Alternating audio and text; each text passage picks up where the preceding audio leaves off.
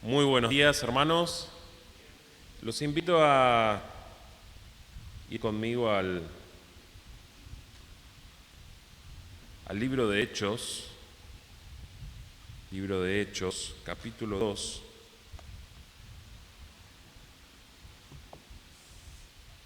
Saben que hace unos años, no todo el mundo sabe estas cosas, pero bueno, no es un tema de conversación, creo.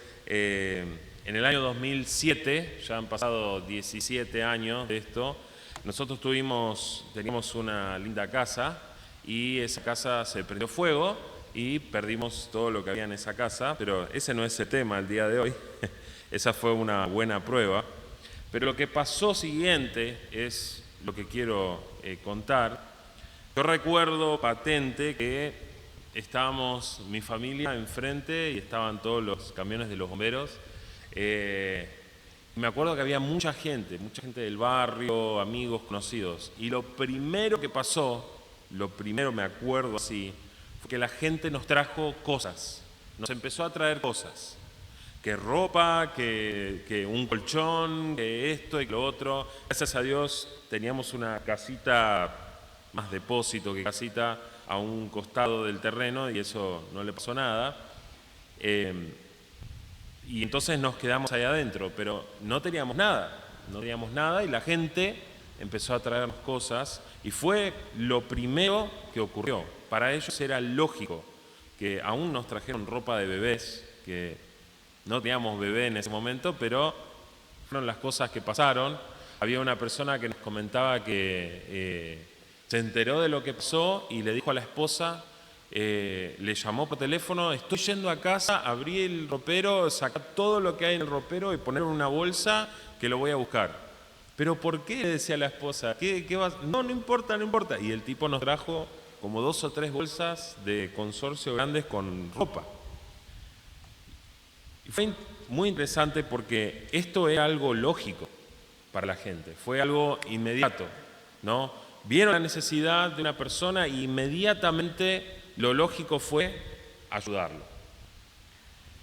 Hoy en nuestro pasaje vamos a ver algo que también es lógico. Esto se me va a volar. Voy a apagar un segundito porque me va a volar. No lo voy a apagar, lo voy a hacer para que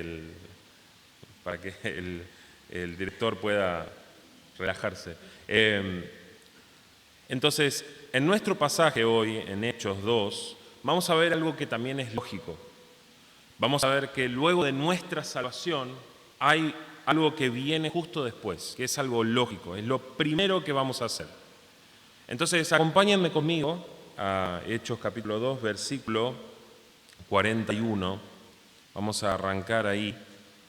Y el pasaje dice, entonces, los que habían recibido su palabra fueron bautizados y se añadieron aquel día como 3.000 almas y se dedicaban continuamente a las enseñanzas de los apóstoles y a la comunión y al partimiento del pan y a la oración. Versículo 43, sobrevino temor a toda persona y muchos prodigios y señales se hacían por los apóstoles. Todos los que habían creído estaban juntos y tenían todas las cosas en común. Vendían todas sus propiedades y sus bienes y los compartían con todos según la necesidad de cada uno. Día tras día, dice el versículo 46, continuaban unánimes en el templo y partiendo el pan en los hogares, comían juntos con alegría y sencillez de corazón, alabando a Dios y hallando favor con todo el pueblo. Y el Señor añadía cada día al número de ellos los que iban siendo salvos. Vamos a orar. Padre, te damos gracias por este pasaje, damos gracias porque tú nos has dado algo que nosotros hacemos inmediatamente cuando somos salvos, Padre. Te damos gracias que podemos estar reunidos aquí, podemos disfrutar de la comunión entre nosotros y pedimos, Señor, que podamos entender tu palabra y aplicarlo a nuestro corazón. Damos gracias por todo esto en el nombre de tu Hijo Cristo. Amén. Lo primero que ellos hicieron entonces fue tener comunión. Fueron a tener comunión, se reunieron, fueron a estar juntos. Y en este caso, en este pasaje, vamos a ver la clase de comunión que Dios quiere que nosotros tengamos. ¿Qué tipo de comunión? ¿Cómo es esa comunión? Vamos a ver 3 lecciones de la comunión que aprendemos de los hermanos de la primera iglesia. 3 lecciones de la comunión que aprendemos de los hermanos de la primera iglesia. Ahora, antes de abordar este pasaje, estamos cayendo en el medio de un lugar raro acá, entonces tengo que hablar un poco del contexto que viene antes. Entonces, a mí me gusta mucho hacer preguntas, ¿no? Y que si yo hago preguntas, ustedes responden. Muy bien, entonces ya arrancamos con la primera pregunta. Ahora les pregunto, al arrancar el libro de Hechos, ¿qué es lo primero que sucede? ¿Cuál es el primer evento? Tal vez tenés tu Biblia y dice un subtítulo ahí, capítulo 1. ¿Qué dice ahí? Acá no llego a escuchar, así que tienen que hablar con fuerza. La ascensión de Cristo. Jesús acaba de resucitar y se acaba de ir al cielo. En 1:9 dice, después de haber dicho estas cosas, fue elevado mientras ellos miraban y una nube lo recibió y lo ocultó de sus ojos. Y ellos se van a un lugar después de esto. Estos son los discípulos. Ellos se van a un lugar. ¿A dónde van? ¿A dónde? Fíjense versículo 14. 1:14. Todos estaban unánimes, todos estos estaban unánimes, entregados de continuo a la oración junto con las mujeres, pero se fueron, versículo 13, entrando en la ciudad, subieron al aposento alto. Es importante eso, porque estaban adentro de un lugar, estaban adentro de una sala arriba, en un primer piso. Y después de todo esto, ellos hacen un par de cosas en capítulo 1, dentro del aposento, pero llegamos a capítulo 2 y llega una fiesta importantísima para los judíos, que es la fiesta del Pentecostés. Ahora, el Pentecostés, la palabra Pentecostés, significa 50 días, ¿no? ¿De dónde vienen estos 50 días? Bueno, esta es una fiesta que era todos los años igual, siempre era en más o menos la misma fecha. Había mucha gente, mucha gente, venían de todos lados a festejar el Pentecostés. Y era esto en Jerusalén, es la ciudad central de todo lo que es Judea. Se dice, el Pentecostés era una fiesta judía instituida por Dios para celebrar la cosecha. Esa fiesta se celebraba 50 días después del domingo de Pascua. Entonces, ¿qué ocurrió en Pascua en este momento? ¿Qué ocurrió? Fue la resurrección, la muerte y la resurrección de Cristo. Entonces estamos 50 días después de que Cristo ha resucitado. Acaba de ocurrir este evento tremendo que marcó la historia y estamos a 50 días nomás de este evento. Esta es la fiesta, se le llama la fiesta de las semanas o Shavuot en Éxodo 34 y después en más detalle en Levítico 23. Y lo que dice Levítico 23, básicamente, no lo voy a leer, es que ellos tenían que ofrecer primero en Pascuas, más o menos, que era como a la mitad de la primavera de ellos, tenían que ofrecer un pequeño manojo de cebada, que era lo primero que crecía. La cebada no es de lo más rico ni tampoco tan nutritivo, pero es el primer fruto que hay y se usa. Pero 50 días después, imagínense, estamos a mitad de la primavera, 50 días después estamos en verano, ¿no? Hermoso, estamos como ahora, 40 grados a la sombra, pero ahora la cosecha es de trigo. El trigo es mucho más importante, entonces la fiesta es tremenda. Y lo que se hace, dice Levítico, contar 50 días y ofrecerán una espiga tierna al Señor. Tenían que ofrecer lo primero del trigo, que era mucho más importante. Estamos hablando del pan, el mismo pan que era tan importante.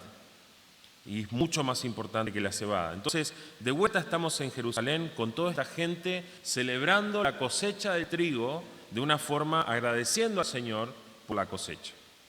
Entonces, mucha gente cumpliendo la ordenanza del Señor de festejar esto con sus familias, con sus ofrendas, con sus cereales, con sus vacas, con todo. todo lo que ellos tenían. Y en todo este ambiente sucede algo tremendo. En versículo 1 versículo 2, dice así, capítulo 2, versículo 1, cuando llegó el día de Pentecostés, la fiesta, estaban todos juntos en un mismo lugar. ¿En dónde estaban los discípulos? En el aposento alto, en el primer piso. Y de repente, dice, y fíjense bien lo que dice, de repente vino del cielo un ¿qué? Un estruendo, dice la Reina Valera, me gusta más esa. Acá dice un ruido, como el de una ráfaga de viento. Entonces te pregunto, ¿fue una ráfaga de viento lo que vino? No. ¿Qué vino? Un ruido. No era un temblor, no era un rayo del cielo, no vino una lluvia tampoco, nada de eso, vino un ruido. Muchas veces estamos predicando acá y pasa una moto, ¿no? Una de esas motos que no tienen escape, parece que... Un ruido tremendo que llenó, dice el versículo, toda la casa donde estaban sentados. ¿Qué casa? El aposento alto. Entonces, esto no fue un ruido para toda la ciudad, no fue un ruido para todo Jerusalén, fue solamente este aposento donde estaban, solamente a los seguidores de Jesús, los que estaban ahí adentro. Y dice que todos fueron llenos del Espíritu Santo, versículo 4, y comenzaron a hablar, dice esta versión, comenzaron a hablar en otras lenguas, según el Espíritu les daba habilidad para expresarse. ¿Qué es otras lenguas? ¿Qué es lenguas? Acá. Otro idioma. No es verborragia, no es hablar sin sentido, es otras lenguas. No fue un éxtasis, fue para ellos, los que estaban ahí adentro, y ellos salieron afuera y empezaron. Versículo 5 dice, había judíos que moraban en Jerusalén, hombres piadosos, procedentes de todas las naciones bajo el cielo. Al ocurrir ¿qué? ¿Viento? Versículo 6. Este estruendo, dice, la multitud se juntó y estaban desconcertados porque cada uno les oía hablar en su propia lengua. Dice versículo 7, estaban asombrados y se maravillaban. Lógicamente, imagínense, hombres que no hablan tu idioma, empiezan a hablar tu idioma de pronto. Miren, ¿no son galileos todos estos que están hablando? ¿Cómo es que cada uno de nosotros los oímos hablar en nuestra lengua, en la que hemos nacido?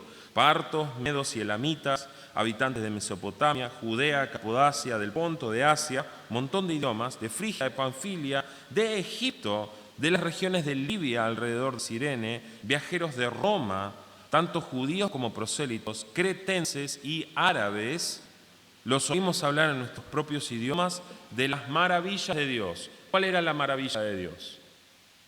Hace 50 días. La resurrección fue maravilloso, fue algo imposible que haya ocurrido. Y ellos estaban hablando de eso, de lo que acababa de suceder. Su propósito fue evangelismo, fue evangelizar. ¿Importó realmente que estaban hablando en idiomas, en otros idiomas? ¿Les importaba a ellos tanto eso? No fue tan importante. ¿Qué fue más importante? El evangelio, lo que acababa de ocurrir hace 50 días. Dice versículo 37, ya llegando a nuestro pasaje, al oír esto, dice, conmovidos profundamente, dijeron a Pedro y a los demás apóstoles, hermanos, ¿qué haremos? Entonces Pedro les dijo, arrepiéntanse y sean bautizados cada uno de ustedes en el nombre de Jesucristo para perdón de sus pecados y recibirán el don del Espíritu Santo. Les dijo, sean salvos. Pedro les predicó el Evangelio y ellos lo detienen y le dicen, ¿qué hacemos? Sean salvos. Y entonces llegamos a nuestro pasaje, versículo 41. Entonces, los que habían recibido su palabra, ¿la palabra de quién?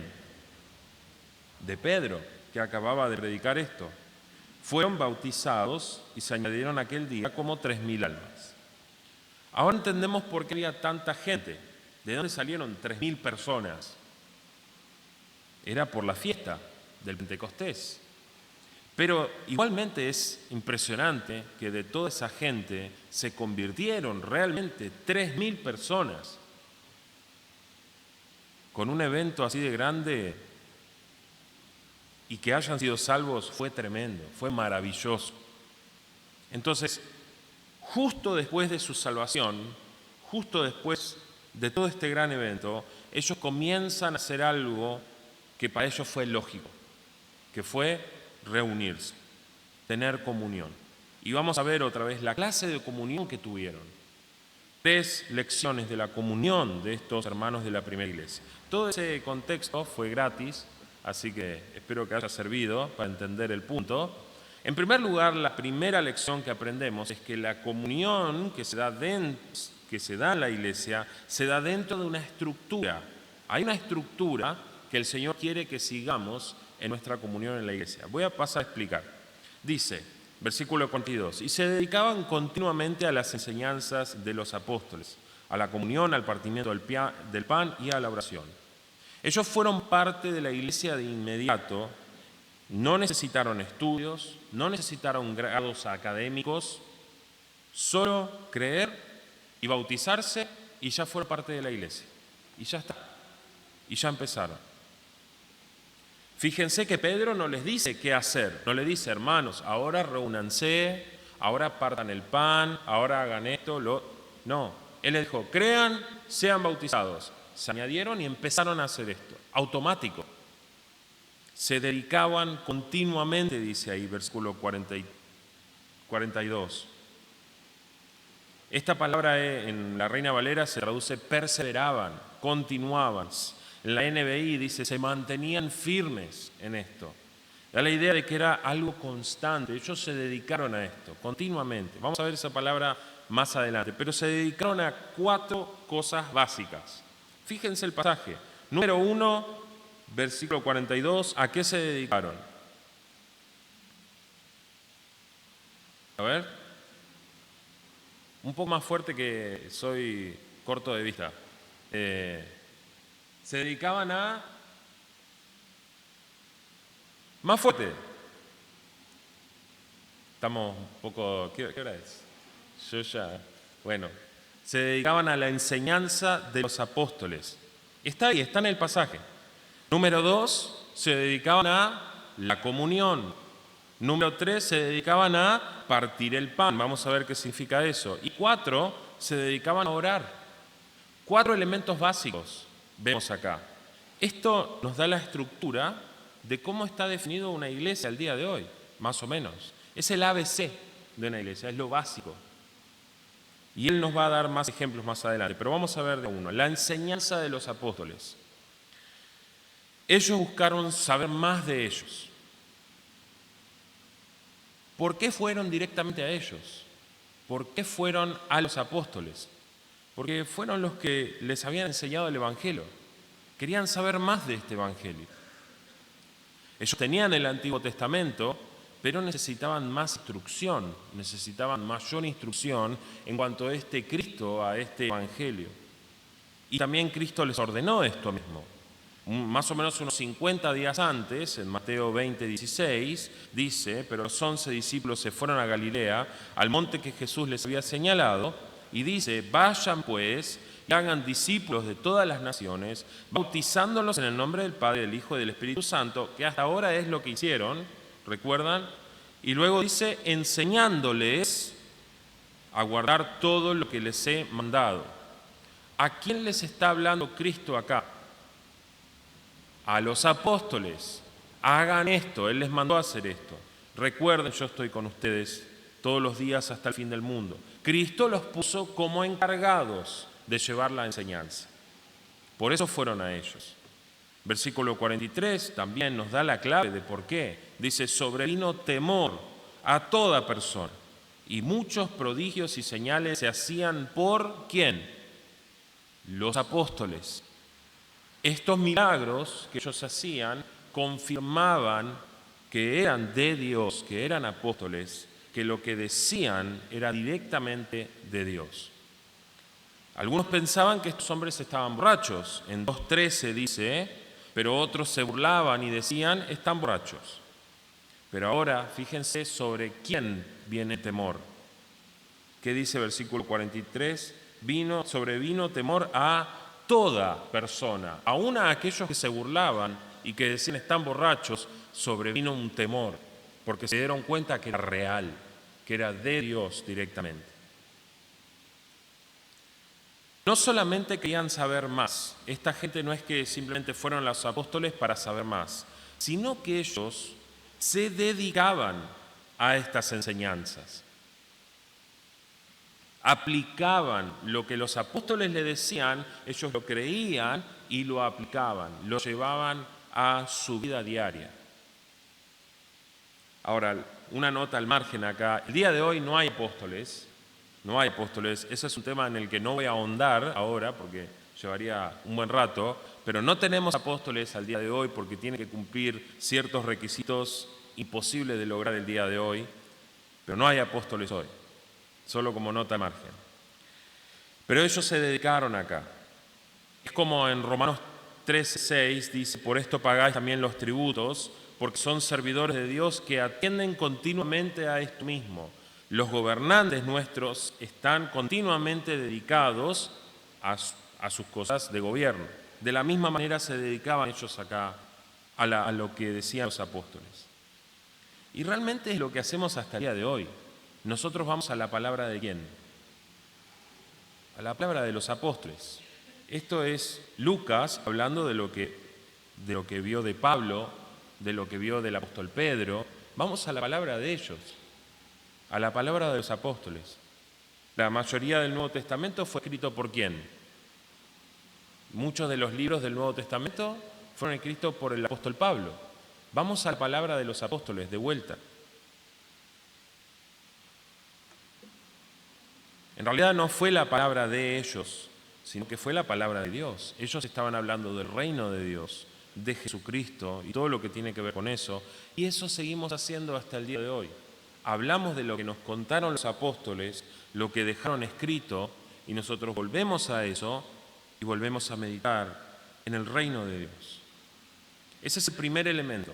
Volver a la palabra de los apóstoles, volver a estudiar los textos que nos dejaron nuestros antepasados apóstoles.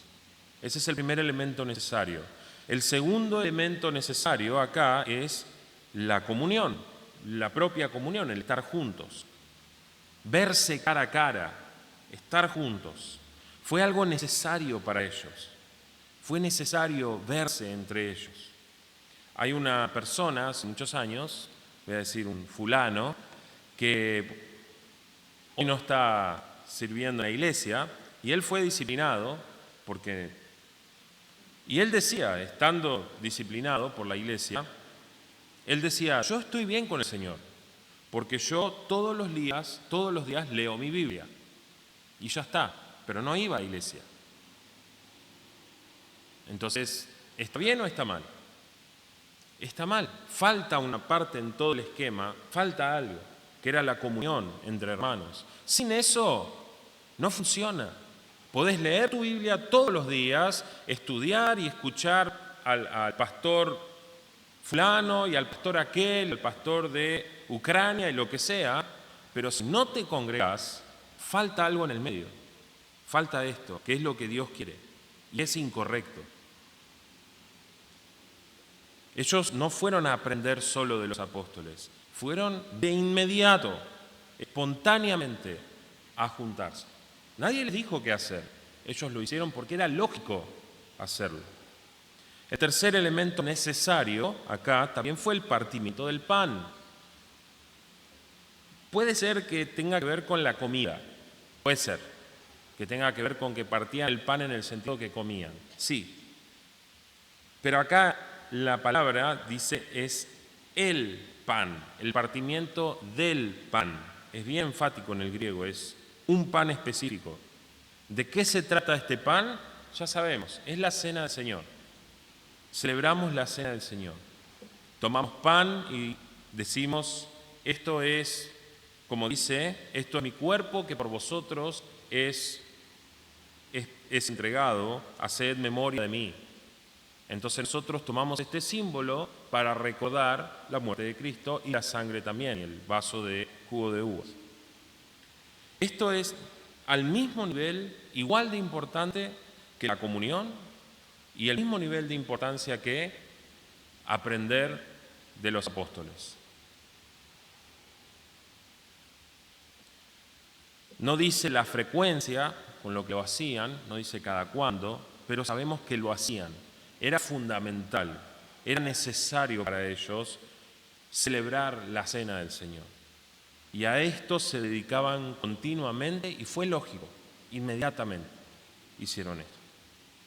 Y hay un último elemento acá en este versículo 42 que es la oración. El elemento necesario, la oración. Fijándote en las otras actividades, en ir a aprender de los apóstoles, tener comunión y partir el pan, son actividades públicas, más bien. Entonces podemos pensar acá que este tipo de oración eran oraciones más bien públicas, como nosotros hacemos, como dice hace un momento, una oración pública, puede ser una oración litúrgica, armada, era de mucha costumbre hacer esto, orar algo que estaba escrito. Tal vez era orar a través de un salmo, tal vez oraban un salmo, lo leían en forma de oración. Lo importante es que lo hacían. Tal vez oraban como nosotros, del momento, sobre las necesidades del momento, pero fue fundamental para ellos. Fue parte de todo este esquema de 4, el ABC de la comunión, el ABC de lo que Dios quiere para ellos inmediatamente después de haber creído. Fue fundamental, fue necesario. Se dedicaron continuamente. Cualquier iglesia auténtica, real, va a tener estos 4 elementos. La enseñanza de los apóstoles, no la opinión de hombres. Hay muchas iglesias que enseñan historias lindas de los pastores. Yo he escuchado 1000 veces historias hermosas del pastor cuando era chico, cuando hacía cosas y así, y nunca abrió la Biblia, nunca se vio lo que dice el Señor. ¿A mí qué me importa lo que te pasó a vos? Yo quiero saber lo que dice el Señor. Quiero saber la palabra de los apóstoles, no la opinión tuya. El segundo elemento, la comunión, era necesario, la celebración de la cena del Señor y la oración. Nosotros hemos pasado por el COVID. ¿Se acuerdan de eso? ¿Quién se acuerda? No, nadie se quiere acordar de eso, ¿no? Ojalá nunca más pase una cosa así. Dios quiera que no. Pero fue toda una odisea porque era difícil llegar a cumplir estos 4 objetivos. Lo logramos por medio de Zoom y algunas cosas, pero había algo que faltaba, la comunión, queríamos estar juntos. Finalmente, cuando estuvimos juntos, queríamos abrazarnos y no se podía tampoco, ¿no? Pero era lo que más queríamos. Si una iglesia falla en alguno de estos, ¿realmente es iglesia? ¿Se puede considerar una iglesia? No. Y vos sos parte de esa iglesia. Vos sos el que haces esto. En esta estructura, fíjense algo, no buscaron más lenguas, no buscaron hablar en lenguas, no buscaron milagros, los milagros sucedieron y eran parte de la confirmación, pero no estaban buscando eso. No buscaron lujos, no buscaron dinero, no buscaron felicidad, tampoco buscaron un club de amigos. ¿Qué estás buscando cuando venís a la iglesia? ¿Solo comunión? ¿Solo estar entre amigos? ¿Solo escuchar al pastor? A ver lo que dice, después me voy a mi casa, ojalá no tuviera que tratar con gente. Solo venir porque, bueno, hay que venir, porque, bueno, me mandan a hacer. Hay 4 elementos que el Señor quiere que sigamos. Entonces esa es la primera lección, siguieron una estructura bien básica allí. En segundo lugar, la segunda lección que aprendemos de los hermanos es que este tipo de comunión no se practica igual en todas partes, pero eso está bien. No todos hacen lo mismo. Y esto lo voy a referenciar en versículos 44 y 45. Dice así: todos los que habían creído estaban juntos y tenían todas las cosas en común. Vendían todas sus propiedades y sus bienes y los compartían con todos según la necesidad de cada uno. Así que, hermano, vendé tus propiedades y dáselo a todos. No está diciendo eso. Fue específico de este momento. ¿Por qué digo eso? Vamos a analizar qué había pasado. Estos eran los que habían creído. Recuerden, estos son hermanos. Tenían todas las cosas en común. Lucas lo menciona, el autor de Hechos lo menciona porque era algo completamente inusual. Esto no se hace, ni hoy, ni ayer, ni nunca. Nadie está vendiendo sus cosas porque sí. Hay un porqué. Esto no fue obligatorio. Si vas a Hechos 5, hay un evento de una persona que intentó hacer algo raro con eso. ¿Recuerdan cómo se llamó esa persona? Ananías y su esposa Zafira. Nunca le pongas nombre a tus hijos, así lo vas a marcar de por vida. Dice, pero cierto hombre llamado Ananías, con Zafira su mujer, vendió una propiedad. ¿Estaba obligado a hacerlo? No. Y se quedó con parte del precio, sabiéndolo también su mujer. Y trayendo la otra parte, la puso a los pies de los apóstoles, diciendo, acá está mi ofrenda. Pero Pedro dijo, Ananías, ¿por qué ha llenado Satanás tu corazón para mentir al Espíritu Santo y quedarte con parte del precio del terreno? Mientras estaba sin venderse, ¿no te pertenecía? Y después de vendida, ¿no estaba bajo tu poder? ¿Por qué concebiste este asunto en tu corazón? No has mentido a los hombres, sino a Dios. ¿Y qué pasa inmediatamente? Cae frito al piso, muerto. Y viene su esposa y dice, ¿qué pasó? Y muere ella también. Entonces, él lo hizo realmente para aparentar, no era algo obligatorio. Pedro le está diciendo, no tenías por qué hacerlo, era tuya. Y en ningún otro lado de la Biblia se nos manda a hacer una cosa así que no es algo para hacer el día de hoy. Entonces, la pregunta es, ¿por qué lo hicieron? ¿Cuál fue el problema acá? ¿Por qué hicieron una cosa así? Estamos hablando de una fiesta en la que viene mucha gente de muchas partes. Esta gente se está quedando acá ya casi definitivo, o sea, empieza la iglesia. Entonces hay una necesidad. Fíjense, versículo 45. Versículo 45 nos da la clave. Vendían todas sus propiedades y sus bienes y los compartían con todos según ¿qué? La necesidad de cada uno. Si no estuviera esto acá, no entenderíamos por qué hacían esto. Es un poco raro a veces, yo cuando era chico leía este pasaje, decía, vendían todas sus propiedades y lo daban todo, ¿no? Como si ellos, vos tenés tu casa, ¿no? Y surge una necesidad, vendés tu casa y se lo das a otro hermano. Ahora, ¿quién tiene necesidad? Vos que vendiste tu casa, ¿no? Entonces, ¿qué vas a hacer? Ahora sos vos, entonces otro hermano, no tiene mucho sentido. En realidad, hacían esto. Vendían todas sus propiedades, que probablemente vendían las propiedades que tenían extra o tenían de más, y sus bienes, y los compartían con todos.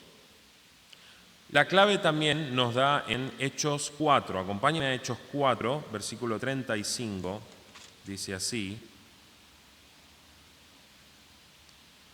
Versículo 34, perdón. Dice así.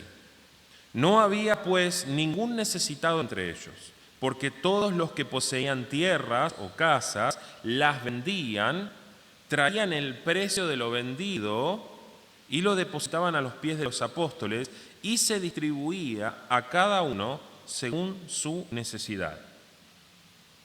Ellos vieron que había necesidad, dijeron voy a vender este terreno, ese dinero se lo voy a dar a los apóstoles y los apóstoles lo distribuían. Ellos manejaban esos fondos. La necesidad principal realmente lo vemos en capítulo 6. Vamos ahí también. Dice, por aquellos días, versículo 1, al multiplicarse el número de los discípulos, de los que habían creído, surgió una queja de parte de los judíos helenistas en contra de los judíos nativos, porque sus viudas eran desatendidas ¿en qué? En la distribución de los alimentos. ¿Cuál era la necesidad? El alimento. Había mucha gente, había poca comida, posiblemente recién estaba naciendo el buen trigo, ¿no? Había una gran necesidad. No fue algo, a lo que voy con todo esto, es que no fue algo deliberado. Ellos, su forma de tener comunión en este momento fue basado en la necesidad. Vieron la necesidad y dijeron, vamos a actuar. vamos a hacer algo por nuestros hermanos. Entonces vendieron las propiedades y ordenadamente se lo dieron a los apóstoles. Los apóstoles con eso compraron comida y se lo distribuían a la gente. Y fue tanto la gente que tuvieron que designar diáconos, los primeros diáconos, para que distribuyan esa comida. Pero la necesidad fue la comida. Todo esto nos muestra que no fue una emoción del momento, fue algo bien administrado. No fue una situación tampoco de 1 a 1, no fue que uno vendió una propiedad y le dio el dinero a este de acá, sino que actuaron como iglesia, en comunión. Fue algo eclesiástico, decimos hoy, ¿no? Y otra vez, no es un mandato, pero sacamos principios bíblicos de acá. En nuestra iglesia nosotros tenemos un fondo que se llama el Fondo de Benevolencia. El propósito de ese fondo es ayudar a los que están en necesidad. Cuando nosotros sabemos de alguna necesidad, muchas veces sale de ese fondo y nosotros le damos ese dinero. Tal vez alguien vende una casa y ofrenda eso a la iglesia. Recuerdo a una persona que ofrendó un montón de dinero, muchísimo dinero, y estaba súper alegre de poder entregar ese dinero. ¿Para qué lo usamos? Para la necesidad que había en ese momento. No importa realmente si vendiste tu casa, si trabajaste toda la semana, si recibiste una herencia, el principio que sacamos es que por la comunión que vos tenés con tus hermanos, el interés que tenés en ellos, te das cuenta de su necesidad y actuás. Ese es el principio que sacamos de acá. Gálatas 6:10 dice así que entonces hagamos bien a todos según tengamos oportunidad y especialmente a los de la familia de la fe. 2 Corintios 9:7 dice que cada uno dé como propuso en su corazón, no de mala gana ni por obligación, porque Dios ama al que da con alegría. La idea acá es, al interactuar con tus hermanos, te enterás de sus necesidades y te movés. Eso es un ejemplo de la comunión que tenían ellos ahí. Fue un aspecto lógico, era lógico para ellos. ¿Cómo estás vos interactuando con tus hermanos? ¿Cómo es tu comunión? ¿Te interesa saber de la necesidad del otro y ver si podés suplirlo como iglesia? Como implementación, escuchá antes de hablar, preguntá sobre estas cosas, hacé preguntas, buscá la forma de resolverlo. Tal vez vos no lo podés resolver, pero alguien más en la iglesia sí. Entonces, fíjate si podés ir a tus pastores y decir, mirá, encontré esta necesidad en tal hermano, ¿cómo podemos ayudar? Y así llegás a tener la comunión que Dios quiere. Esa es otra lección que sacamos acá. La tercera lección fue una comunión permanente, fue constante, siempre estuvo. Versículo 46. Día tras día, termina el relato acá, me encanta, parece una historia, parece un cuento esto, cómo termina, me encanta. Día tras día, versículo 46, continuaban unánimes en el templo y partiendo el pan en los hogares, comían juntos con alegría y sencillez de corazón, alabando a Dios y hallando favor con todo el pueblo, y el Señor añadía cada día al número de ellos los que iban siendo salvos. Es como que cierra la historia acá. Día tras día. No fue algo del momento. No fue una emoción y ya está, y terminó. Continuamente. Probablemente pasaron varios años. Capítulo 4, capítulo 6. Han pasado tiempo. Y ellos siguieron con eso. Y dice, continuaban unánimes. La misma palabra que está en versículo 43, 42, que dice, y se dedicaban continuamente. Continuaron, dedicados, continuaron. Continuaron en el templo, dice, aprendiendo de los apóstoles, en predicaciones, tal vez como hacemos ahora nosotros. Hechos 5:42 dice, todos los días en el templo y por todas las casas no cesaban de enseñar y predicar a Jesucristo. Hechos 20 dice, el primer día de la semana, reunidos los discípulos para partir el pan, parte de la comunión, de lo que era obvio, Pablo les predicaba. Otra vez, están ahí los elementos. Estando dispuesto a partir al día siguiente, alargó el discurso hasta la medianoche, espero no quedar más de la medianoche, pero otra vez, reunidos, el pan, la enseñanza, la oración, todos los elementos. Nosotros hacemos exactamente igual. Nos reunimos como hermanos, predicamos de lo que el Señor dice, de la palabra de los apóstoles, partimos el pan, una vez por mes lo hacemos nosotros, partimos el pan, oramos, y eso es lo que el Señor quiere que hagamos. Y ellos lo hacían, dice, versículo 46, con sencillez, alegría de corazón. Partiendo el pan en los hogares, comían juntos. Hay una cosa acá que me encanta, que dice que compartían la comida todos juntos. A mí me encanta, a mí por ahí comer solo, comés en 5 minutos y ya seguís tu día y listo. Yo no disfruto mucho de eso, pero ¿qué tal tener una gran comida? Cuando hacemos a veces comidas acá en aniversarios o cosas, qué alegría poder comer, no por la comida, por la comunión que trae, la alegría de comer entre nosotros. A mí me encanta.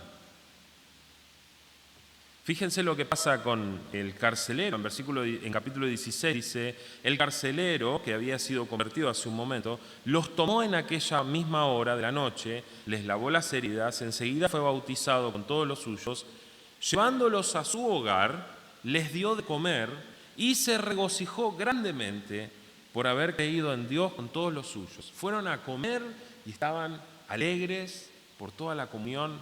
Impresionante. A mí me encanta comer, y comer entre hermanos es más lindo todavía. Y es algo que realmente viene desde Deuteronomio, desde la antigüedad. Dice, allí también ustedes y sus familias comerán en presencia del Señor su Dios y se alegrarán. Ya era algo normal. Comer entre todos, alegrarnos, parte de la comunión. Era algo tan sencillo. Comer, alegrarse con sencillez, sin disturbios, sin rencores, sin diferencias. Ahí es donde nos conocemos. Cuando vos estás con gente del mundo, realmente comiendo así, no se siente de la misma manera. No sé si te ha pasado. He estado en lugares donde como con otras personas. Yo tenía un trabajo que salíamos a comer con el resto. Yo nunca estuve cómodo ahí. Siempre era hablar o mal de otros o hablar de cosas que no convenían, pero cuando estamos entre hermanos es de lo más lindo que hay. Anoche nosotros tuvimos impacto y vinieron unos cuantos, vinieron algunos impactantes nuevos, ¿no? Algunos niños de 18 años y era tan lindo porque fuimos a comer, dijimos algo de comida antes de comenzar. Y estábamos todos comiendo y estábamos todos charlando y estaban jugando el truco algunos y matándose de risa y era espectacular. Tendría que haber estado ahí, dice el dicho. Fue hermoso. Y es tan básico y tan simple, pero es algo bíblico, reunirnos a comer. Es impresionante. Una forma tan hermosa que Dios nos dio para disfrutar de la comunión entre nosotros. Allí nos conocemos, ahí nos contamos todo. Todo esto, todo este tipo de comunión trajo varios resultados que vemos al final. Dice, ellos alababan a Dios, tal vez quiere decir que cantaban al Señor como nosotros. Después ellos tenían favor con el pueblo, o sea, más gente se añadía. El pueblo los quería, no estorbaban. Y el Señor iba añadiendo cada día al número de ellos los que iban siendo salvos. El Señor, complacido, continuaba añadiendo más gente a la iglesia. Cuando una iglesia no crece, es porque alguno de estos elementos no están, o falla algo de todo esto. Entonces, para concluir, ¿qué fue lo primero que hicieron como creyentes? Se juntaron, tuvieron comunión. Seguían un criterio, tenían una estructura, se interesaron por las necesidades de otros, permanecieron constantes así. Y el Señor los bendijo grandemente y todo fue para su gloria. Fue tremendo. En resumen, el Señor quiere que tengamos comunión siguiendo un criterio, pero quiere que nosotros tengamos comunión. Dios quiere que haciéndolo así, disfrutemos de uno del otro, del gozo que esto trae. ¿Cómo vas a tener comunión con tus hermanos de aquí en adelante? ¿A tu manera, a la forma como vos crees que es, o a la manera de Dios? ¿Disfrutás de la comunión con tus hermanos o preferís tener comunión con el mundo? ¿Te interesás por tus hermanos y sus necesidades? Dios quiere que disfrutemos de esta hermosa comunión que tenemos, que nadie más puede tener. Esa es la gran enseñanza que tomamos acá de Hechos, la comunión, lo importante que es, cómo Dios quiere que lo tengamos. Vamos ahora. Padre, te damos gracias por este texto en tu palabra, que aprendemos tanto de la comunión y cómo tú quieres que la tengamos, Padre. Te doy gracias porque podemos aprender de los primeros hermanos, nuestros hermanos que hoy están disfrutando de tu presencia, pero podemos aprender de ellos y de lo que fue lógico para ellos, Padre, que hoy a veces cuesta tanto aprender.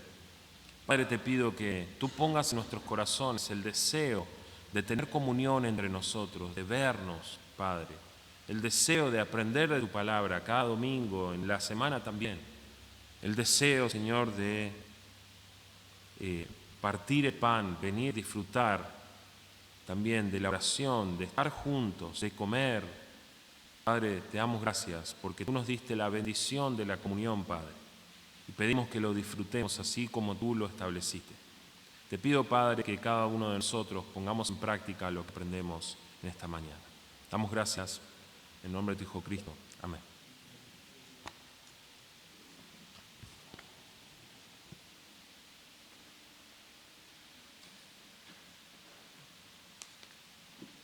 Muchas gracias.